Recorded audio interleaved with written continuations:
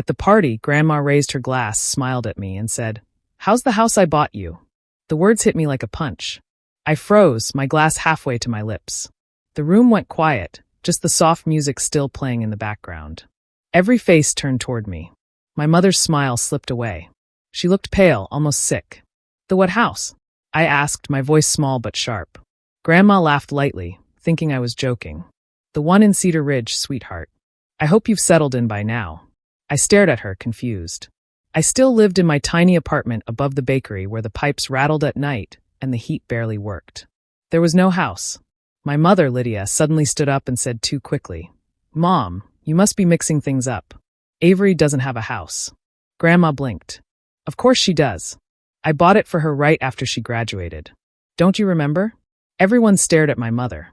My stepfather, Ray, shifted uncomfortably in his seat. My brother Caleb looked down at his plate like he wanted to disappear. I felt everyone's eyes on me, waiting for me to laugh, to say something. But my heart was pounding too hard for that. I turned to my mom. "What is she talking about?" She gave me that tight, fake smile she used whenever she was lying. "Honey, Grandma just gets confused sometimes. You know how she is." But Grandma wasn't confused. Her mind was clearer than anyone's in that room. She frowned. "I remember signing the papers. Lydia, you handled it for me. I sent you the money." The table went silent. Even the music seemed to fade. My mother opened her mouth, then shut it again. Ray reached over and squeezed her arm like he was warning her. I could feel my hands shaking. "Mom," she finally forced a laugh. "Oh, for heaven's sake, it must have fallen through. There was a deal we were looking at years ago, but it didn't work out." "That's what she means." Grandma looked hurt. "No, Lydia. I remember clearly. It was bought. I even saw the photos. The blue house with the porch. That was it for me. I couldn't sit there pretending everything was normal while the air felt thick with secrets. I excused myself and walked out to the backyard, needing to breathe. The night air was cold, the sound of laughter from inside muffled by the walls. My stomach twisted. "A house? Bought for me?" My mother knew something, and she'd just lied to my face. Through the window, I could see her whispering fiercely to Ray, his jaw tight, his eyes darting toward the door where I had gone. Grandma looked confused, and Caleb looked scared. I clenched my fists. Something was wrong. I didn't know what yet, but I was going to find out. Tonight, when the last guest left and the music stopped, I waited until Grandma was in the living room talking to one of her friends. Then I found my mom in the kitchen.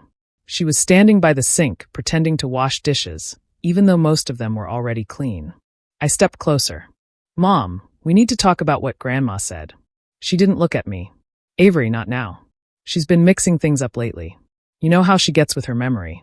"That's not true," I said quietly. "Grandma remembers everything. She still pays her own bills and drives herself to church every Sunday. She doesn't forget things like buying someone a house." Mom turned to face me, her lips pressed tight. "You're overthinking this. Grandma must have been talking about something else. Maybe she meant to buy you one, but it never happened." I shook my head. "She said it was already bought. She even mentioned photos. That doesn't sound like confusion." Her tone hardened. "Avery, don't make a big deal out of this. You'll upset her if you start digging into things that don't matter." Before I could answer, Ray walked in, still holding a drink. He looked at both of us, his eyes cold. "What's going on?" "Your daughter," Mom said, her voice sharp, "is trying to accuse me of something ridiculous. About some imaginary house." Ray gave me that look he always did when he wanted to shut me down. "Let it go, Avery. It's Grandma's birthday, not a courtroom. Don't ruin the evening over nonsense." I felt my face grow hot. "It's not nonsense if she thinks she bought me a house. I just want to understand why she believes that." Ray took a slow sip and said, "You always think everyone's hiding something from you. Maybe it's time you grew up." I could feel tears burning behind my eyes, but I swallowed them down. There was something ugly in his tone, like he was daring me to push further. Caleb walked in then, holding a plate of leftover cake. He looked between us, uncomfortable. "Everything okay?" Mom smiled too brightly. "Just your sister misunderstanding Grandma again." Caleb hesitated. His eyes flicked to me, then away. I remember something. A long time ago. There was talk about paperwork and something with a house. I was like 16. Mom snapped, "Caleb, stop talking. You don't know what you're saying." That was enough for me. My heart pounded in my chest. There it was, the small crack in their story. I walked to the door, grabbed my coat, and didn't look back. I'm going home, I said. Outside, the rain had started to fall, soft at first, then heavier as I reached my car. I sat behind the wheel for a long time before starting the engine. The windshield blurred with raindrops as I drove through the quiet streets, headlights reflecting off wet pavement. My hands were tight around the steering wheel. They had lied. I didn't know how or why yet, but I could feel it deep in my gut. For the first time, I wasn't sure who my family really was. The next morning, I woke up with the same question echoing in my head. The house. I couldn't shake it off. I knew I wouldn't get any answers from Mom or Ray, so I decided to talk to the only person I trusted, Grandma. I stopped by her house with coffee and muffins, pretending everything was normal. She looked happy to see me, her silver hair pinned up neatly like always. "What a nice surprise," she said, taking the coffee from my hands. We sat at her kitchen table, sunlight coming through the window. I tried to sound casual. "Grandma, about what you said last night, the house you mentioned. What house was that?" Her face lit up. "Oh, that one. The Blue Craftsman in Cedar Ridge. Did you go see it yet? I hope it's holding up well. It was such a beautiful home." I froze but forced a smile. "No, I haven't seen it in a while. Can you remind me what it looks like?" She stood up quickly, moving faster than most 75-year-olds I knew, and disappeared into the next room. When she came back, she carried a photo album. She flipped through the pages until she found a picture of a blue house with white trim, a big porch, and a maple tree in front. "There it is," she said proudly, tapping the picture. "I knew you'd love it. Your mom helped with the paperwork. She even cried when she signed the deed, said she was so happy for you." My stomach twisted. "You mean, Mom signed the papers?" "Of course," Grandma said, smiling. "She handled everything for me. I wired the money to her account, and she took care of the rest. I wanted to surprise you after college, but she said you were still getting settled, so we waited. You never mentioned it again, so I assumed you moved in later." I stared at the picture. The sky behind the house was bright blue, the porch swing painted white. It looked perfect. Too perfect. "Grandma," I said softly, "you paid for it all?" She looked confused by the question. "Yes, dear. It was a gift. You'd worked so hard. I wanted you to have a fresh start, a home of your own." I smiled weakly, kissed her cheek, and left soon after. The moment I got into my car, my hands started shaking. I drove to Cedar Ridge. It was only a 20-minute trip, but it felt much longer. The town was quiet, rows of tidy houses with trimmed lawns.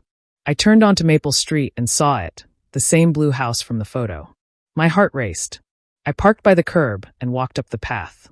There were toys scattered in the yard, a small bike leaning against the porch. Someone lived there. I rang the doorbell. After a moment, a man opened the door. He looked to be in his mid-30s, friendly but cautious. "Can I help you?" he asked. "Hi," I said, trying to sound calm. "I think there's been a mistake. I'm looking for the owner of this house." He frowned. "That would be me. Derek Lane. I bought it from a couple, Lydia and Ray Mitchell, about 3 years ago." For a second, I couldn't breathe. My mother's name. My stepfather's. My mouth went dry. "You bought it from them?" He nodded. "Yes. They said it belonged to them." "Is something wrong?" I couldn't answer. My pulse was thundering in my ears. I just mumbled something and turned away. As I walked back to my car, I could barely feel the ground under my feet. My mother hadn't just lied. She had stolen from me. I barely slept that night. My mind kept circling around the blue house, Derek's words, and Grandma's photo. I needed proof, something real, something on paper. So the next morning, I drove to the county records office downtown. The building was quiet, the smell of old files and coffee filling the air. At the front desk, a woman in glasses asked what I was looking for. I told her I needed property records for a house in Cedar Ridge. She typed for a while, then printed out a few pages. I sat down at one of the tables and started reading. There it was, my name, Avery Mitchell, owner. The date matched what Grandma had said almost 5 years ago. For a moment, my heart lifted. Grandma had really done it. The house had been mine. But then my eyes caught another line, a transfer of ownership 3 years later. From Avery Mitchell to Lydia and Raymond Mitchell. The signature at the bottom looked like mine, but not quite. The letters were stiff, uneven. And next to it was the stamp, power of attorney. I felt the air leave my lungs. My mother had signed the papers as if she had legal control of my property. I had never given her that. Not once. I walked back to the desk and asked the clerk if I could see the documents in person. She nodded and brought out the file. My fingers trembled as I looked at the pages. There it was again, my name written in someone else's hand. The clerk frowned. "That signature doesn't match your driver's license," she said quietly. I swallowed hard. "No," I whispered. "It doesn't." I thanked her and left, but the world outside felt like it had tilted. My mother had forged my name. Driving home, I could barely keep my hands steady on the wheel. My chest hurt. Every breath felt heavy. And then I remembered the car accident. It was 4 years ago. I'd been hit at an intersection and ended up in the hospital for weeks. I was groggy on medication, signing insurance forms, hospital releases. Mom had handled all the bills and paperwork.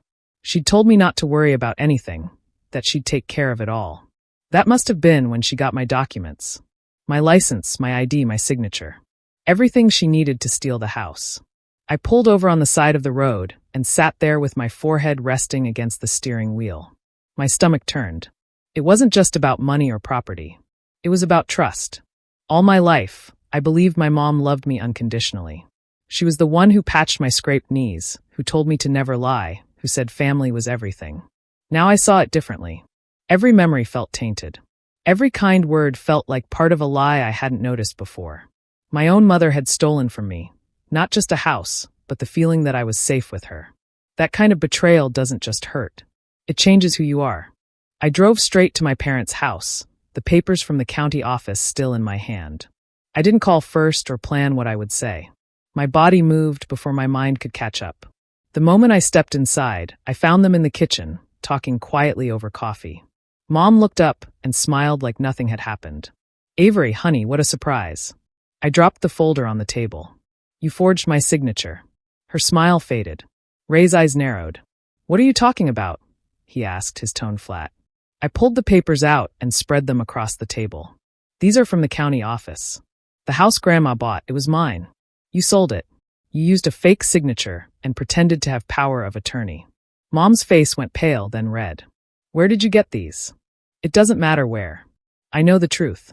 My voice shook, but I kept going. "You stole from me, Mom. From your own daughter." She sank into a chair, covering her mouth with her hand. For a second, she looked guilty. Then something inside her snapped. "Do you have any idea what I've done for you? How much I've given up?" I stared at her. "So that makes this okay?" Tears filled her eyes, but her voice grew louder. "I raised you alone after your father left. I worked 2 jobs. When Ray came along, we finally had a chance to breathe.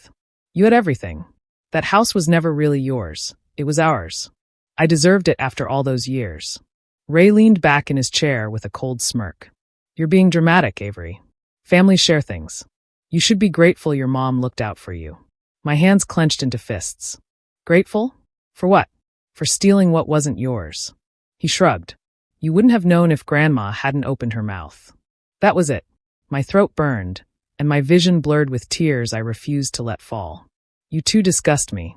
Mom stood suddenly, shouting, "Don't you dare talk to me like that.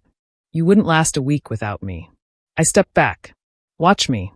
I turned and walked out before I said something I couldn't take back. The door slammed behind me, and I didn't look back. Driving away, I could still hear her voice in my head, angry, defensive, twisting everything to make herself the victim. The betrayal felt deeper than ever. But under all the pain, a quiet fire started to build. I wasn't going to yell or beg. I wanted them to feel what I felt, that cold emptiness when the truth finally catches up. That evening, I visited Grandma. She was sitting on the porch, knitting in the soft light. She smiled when she saw me and patted the seat beside her. I didn't tell her what I'd found. She didn't need that pain. Before I left, she took my hand and said gently, "Sweetheart, kindness is a choice, not a weakness." I smiled back, but deep down I knew I wasn't done. After that night, I stopped crying. The anger was still there, but it wasn't wild anymore. It was quiet, steady, like a slow-burning fire I could control. I knew yelling at them again wouldn't change anything. They would lie and twist the truth until I was the villain. So instead, I started planning. I worked at a bank in the loans department. I'd spent years studying numbers, reports, and small print that most people ignored. That job had always felt dull before, but now I saw how useful it could be. I didn't need to break any laws. I just needed to pay attention. Ray owned a small contracting business. I knew that much. He bragged about it at every family gathering, pretending he was successful. But when I started looking closer, the picture didn't fit. His name came up in public tax records. There were late payments, small liens, and unpaid suppliers. Nothing illegal yet, but messy enough to cause him problems if anyone started asking questions. At work, I spent my breaks looking through public databases and business listings. Ray had 2 accounts under different company names. One was nearly empty, the other had strange transactions that didn't match his reported income. It looked like he was moving money to hide it from the IRS or from creditors. I saved what I found, careful not to cross any lines.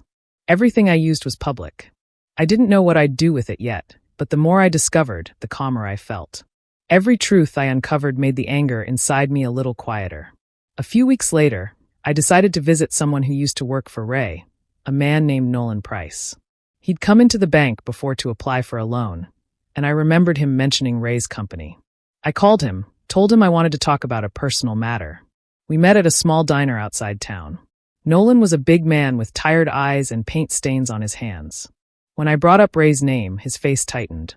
"Let me guess," he said, setting down his coffee. "He owes you money too?" "Something like that," I said carefully.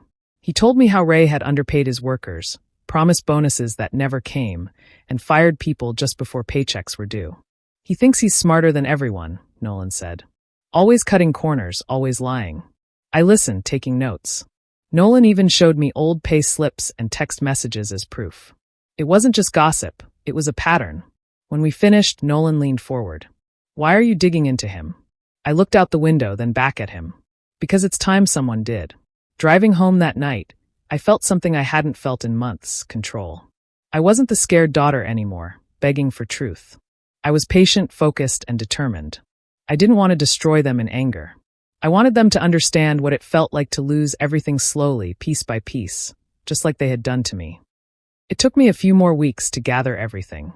Every night after work, I sat at my kitchen table, reading documents, checking dates, and making copies.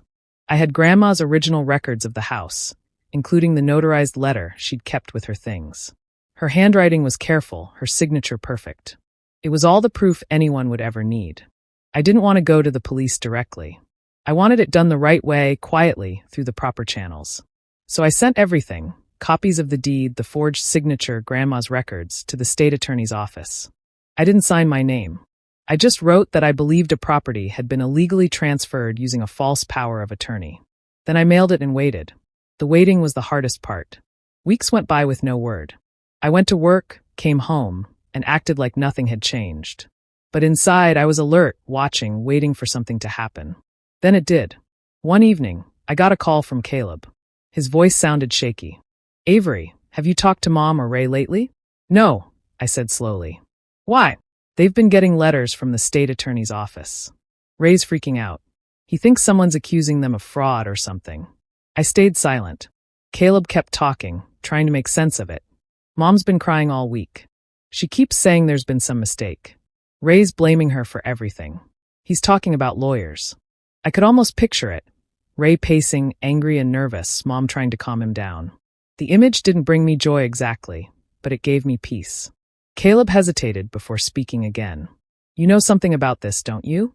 I didn't answer right away. "Caleb," I said softly, "you should stay out of it. None of this is your fault." He sighed. "I just don't understand why she'd do something like that. To you, of all people." Neither did I. But understanding wasn't what I wanted anymore. I just wanted accountability. A few days later, Mom started calling me. First once, then twice, then every day. I didn't pick up. She sent messages. "We need to talk. Please, Avery. Let's fix this." I deleted them all. Ray tried too, but his tone was different. His messages were short and threatening. "You think you can ruin us? You have no idea what you've started." I ignored him as well. They were finally feeling what I had felt, powerless. Meanwhile, Grandma began noticing the tension. She called me one afternoon, her voice soft and worried. "Sweetheart, your mother's been acting strange lately. Is something wrong?" I forced a calm tone. "No, Grandma. Nothing you need to worry about." She paused. "Are you sure?" "Yes," I said gently. "Everything's going to be fine." After I hung up, I sat quietly for a long time. The storm had started, and there was no stopping it now. I didn't feel proud or happy, but I felt certain. Justice was finally moving, slowly, quietly, just the way I wanted. It all started falling apart faster than I expected. Within a month, everything around my mother and Ray began to crumble. Their accounts were frozen, their business under review, and Ray's name was suddenly all over the local court filings. I didn't need anyone to tell me what was happening. I could see it in the small signs. Their company website went offline, the trucks from Ray's business stopped showing up around town, and even Caleb stopped answering messages for a while. Then, one afternoon, I got a call I hadn't prepared for. Grandma. Her voice was shaky and tired. "Sweetheart," she said softly, "I just got a letter from some lawyer's office. It's about the house. It says there's an investigation. What's going on?" My heart sank. The letter must have been sent to her as part of the original transfer. I hadn't wanted her to find out like this. "Grandma, I'm so sorry," I said quietly. She didn't sound angry. "Just broken." "Lydia stole from you?" she whispered. "From her own child?" There was nothing I could say. The silence between us said everything. "I wanted to give you a home," she said finally, her voice trembling. "Not a reason to hate your own blood." That sentence hit me harder than anything else had. I drove straight to her house. When I got there, she was sitting in her favorite chair, clutching that same photo album. Tears were running down her cheeks. I knelt beside her and took her hand. "I didn't mean for you to find out like this," I said. She shook her head. "I'm not angry at you, sweetheart. You did what you had to do. I'm just so disappointed in her." We sat together for a long time, not saying much. I felt guilty for hurting her, but part of me also felt a grim satisfaction. My mother was finally being held accountable. She couldn't lie her way out of this. Ray didn't handle it well. A few days later, Caleb told me he had disappeared. No one knew where he went. His phone was off, his truck gone. Lydia was left alone to deal with the mess. She called me over and over again. When I finally answered, her voice was sharp and bitter. "You did this," she said. "You ruined our family. Are you proud of yourself? You're vindictive, Avery. You always were." I let her talk. I didn't argue or try to defend myself. When she finally stopped, I said quietly, "You ruined it yourself when you lied." Then I hung up. That night, I couldn't sleep. I thought about Grandma's words, about how she never meant for any of this pain. I looked around my small apartment and felt both empty and relieved. My revenge had worked, but it didn't feel clean. It didn't feel like victory. It just felt like the truth, raw, heavy, and unchangeable. Still, I couldn't take it back. I wouldn't apologize. They had taken everything from me once. This time, it was theirs to lose. The court hearings started in early spring. I sat in the back of the courtroom most days, trying to keep my face blank while the lawyers spoke. My mother sat across the room at the defense table, her shoulders hunched, her hair pulled back too tightly. Ray was beside her, staring straight ahead, his expression hard. They both looked smaller than I remembered, like the weight of their choices had finally caught up to them. The charges were serious. Lydia for forgery and theft. Ray for fraud and tax evasion. The evidence was clear. Every document, every signature, every lie they thought no one would notice. The papers Grandma had saved turned out to be the strongest proof. When Grandma took the stand, the whole room went quiet. She looked fragile but steady, her voice trembling only once when she said, "I gave that house to my granddaughter. It was hers. I trusted my daughter to handle the details. I never imagined she would betray both of us." I felt tears in my eyes, but I held them back. Watching Grandma speak was painful, but I knew she was stronger than she looked. She met my eyes once before stepping down, and I gave her a small nod. Ray's lawyer tried to blame everything on Lydia, claiming he had no idea what she'd done. But when the investigators showed the records from his company, the hidden accounts, the false reports, his lies fell apart just as fast as hers. Lydia broke down near the end. She cried through most of her testimony, saying she never meant to hurt anyone, that she just wanted what was fair. But no one in that courtroom believed her anymore. Even Caleb, sitting beside me, didn't move to comfort her. When the judge read the verdict, there was no relief, only silence. Lydia was found guilty. Ray too. Both faced sentences that would follow them for years. I didn't cheer or cry. I just sat there, feeling hollow. Afterward, Caleb walked out with me. He didn't say much, just shook his head. "I can't do this anymore," he whispered. "I'm done with them." Then he hugged me and left. I stayed behind for a moment, looking back through the glass at the courtroom. The same room where everything had fallen apart was now the place where it finally ended. but it didn't feel like a win. It felt like standing in the ruins of something that used to be home. A few weeks later, I got a letter in the mail from the county. The title deed had been restored in my name. The house in Cedar Ridge was officially mine again. I held the paper in my hands for a long time. It should have made me happy, but all I felt was tired. I had the house back, but the family that once filled my life with noise and laughter was gone. What I'd won could never replace what was lost. The day I finally went to see the house, the sky was clear and bright. I drove with the windows down, letting the warm air move through the car. The road to Cedar Ridge felt different this time. Not like a place full of secrets, but a road that led to something finished. The house stood just as Grandma's photo had shown it. The blue paint had faded a little, and the porch steps creaked when I walked up. A for sale sign leaned against the railing, left over from when the state reclaimed it. The key in my hand felt heavy, like it carried the weight of everything that had happened. When I opened the door, the smell of dust and old wood filled the air. Sunlight streamed through the windows, touching every corner of the empty rooms. It was quiet, not the lonely kind of quiet, but peaceful, like the house had been waiting. I walked slowly through each room. The kitchen had white cabinets, chipped around the edges. The living room had a fireplace and a spot where a couch might have sat. Upstairs, there were 2 small bedrooms with light blue walls and marks on the floor where furniture once stood. I tried to picture my life here. Mornings with coffee on the porch, laughter echoing in the halls, maybe even Grandma visiting for Sunday dinners. But those moments never happened. I stood in the middle of the empty living room, realizing that I wasn't here to dream about what could have been. I was here to face what was real. This house was mine now, not because someone gave it to me, but because I fought for it. It didn't erase the pain, and it didn't bring my family back. But it was something honest, something that no one could take away again. A few days later, Grandma came by. I met her at the front door and helped her up the steps. She looked around slowly, her eyes soft and full of sadness. "It's even prettier than I remembered," she said quietly. We walked through the rooms together, her hand resting lightly on my arm. When we reached the living room, she pulled a small framed photo from her purse. A picture of me as a little girl, sitting on her porch steps with ice cream on my face. She smiled and set it gently on the fireplace mantel. "This belongs here," she said. I didn't trust my voice enough to answer. We stood there for a while, sunlight spilling across the floor, neither of us saying anything more. After she left, I sat alone on the porch. The breeze moved through the trees, and for the first time in a long time, I felt still. Everything that had happened, the lies, the loss, the anger, had led me here. That day, I didn't just walk into a house. I walked into the truth, ugly, heavy, but mine.